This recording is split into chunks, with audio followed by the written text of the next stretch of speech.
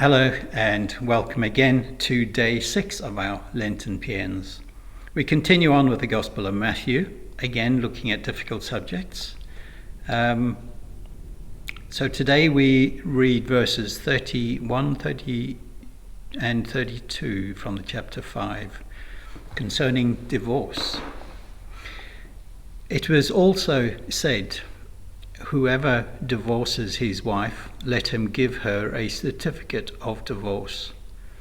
But what I say to you, that anyone who divorces his wife except on the ground of unchastity causes her to commit adultery, and whoever marries a divorced woman commits adultery." So today, for the third day in a row, we have our rural dean, the Reverend Mandy Reynolds, with us. This is a subject that we've both been through. It is indeed. Not with each other. No. So I thought that if I was going to speak to anyone about this, I think it should be with someone that's who's been through it as well. Yes. All too often we see in society how divorce has just become so commonplace, and it's a part of life now. So, as a Christian, how would you look at these verses and try and pick something positive out of them? Gosh, it's difficult, isn't it? Because I don't know how you felt, but when my marriage ended, although we parted on very good terms, and we're still on good terms now, there is a sense of failure. Yes, absolutely. I took my vows when I was 20, and I meant every single one of them. I meant them, and I envisaged growing old with my husband and, having this lifelong relationship. Now, there wasn't anybody else involved in the end of our marriage. We sort of grew apart. There was a bit of an age difference, and we sort of grew apart. And we divorced on good terms, which I know a lot of people don't. Yes, yeah. So we're very lucky on that score. But there was a complete and utter sense of failure. I'd failed him. I'd failed my family, my parents. My parents were married for 72 years. Yes. And I'd failed them. Yeah. I'd failed my children. And I'd failed God.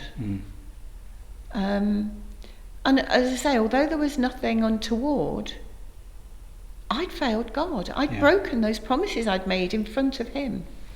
That actually kept me out of church for a while. Just that feeling that I'd made those promises before God and I'd failed him, so I wasn't going to go back there. Right.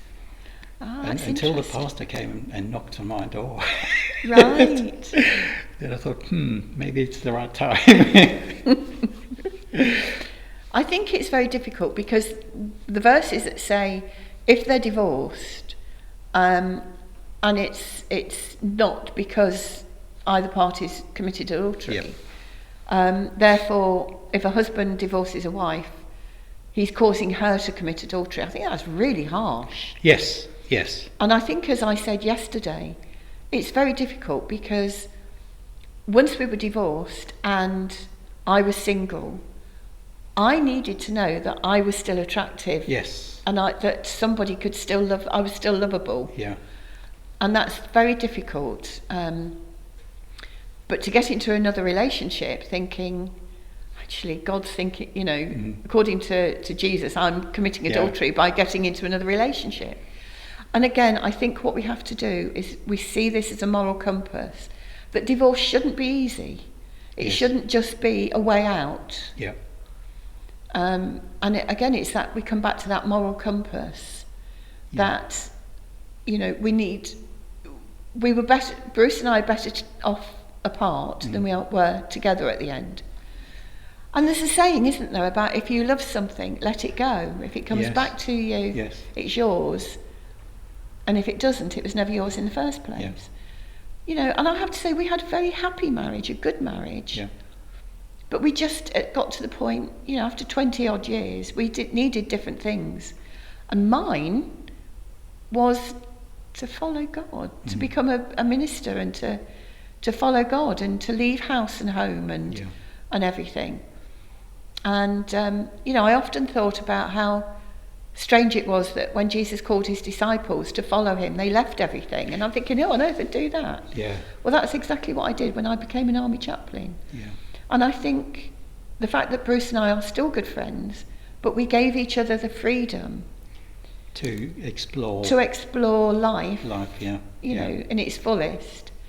So yes, these are very difficult verses, because I don't know how you reconcile, we come back to this reconciliation with God, of failure, but God leads you along a different path. Yes. He'll lead you down a different one. He's going to open up the doors for something new that you can focus on, to bring your whole focus in, rather than just as a side and a side for something.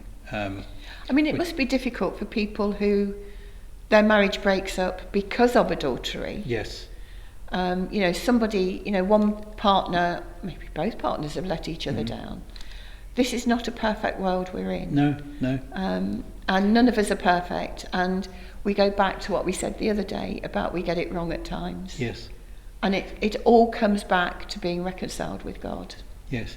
I know, I think the primary reason for my marriage breakdown in the first place was that I focused too much on work and put everything else aside, and that drove a wedge in, and it was difficult to undo that. So in the end, rather than fighting against things, you've got to step back and say, okay, let's go our separate ways, and we can focus on something properly. And I still work too hard sometimes, but I know you do. I can vouch for that. DJ works incredibly hard, and he gives a lot of his time to the church and to ministry, so I'll vouch for that. Yeah, but when God calls you to do something, you've got to say you yes. do it. Because one way or the other, he'll get you. Yes. You could say no to God as many times as you want. But but once he's got you on persistent. That string, you know, he'll reel it in. He'll reel you in. Well, thank you again, Rev Mandy, and let's hope for more positive verses for the next person to come along. Well, thank you for asking me, and I hope, you know, we've been able to look at what Jesus is saying in today's context. Yes. And remember, it's about you and God, not about everything you've done wrong in the past. Absolutely. So try refocusing today. And thank you, and God bless. See you in the next one. God bless.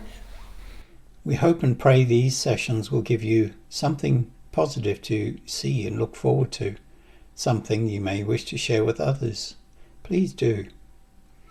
You can see this series unfold on our YouTube channel at St. Felix, Rendlesham, and by visiting our church website, rendleshamchurch.org.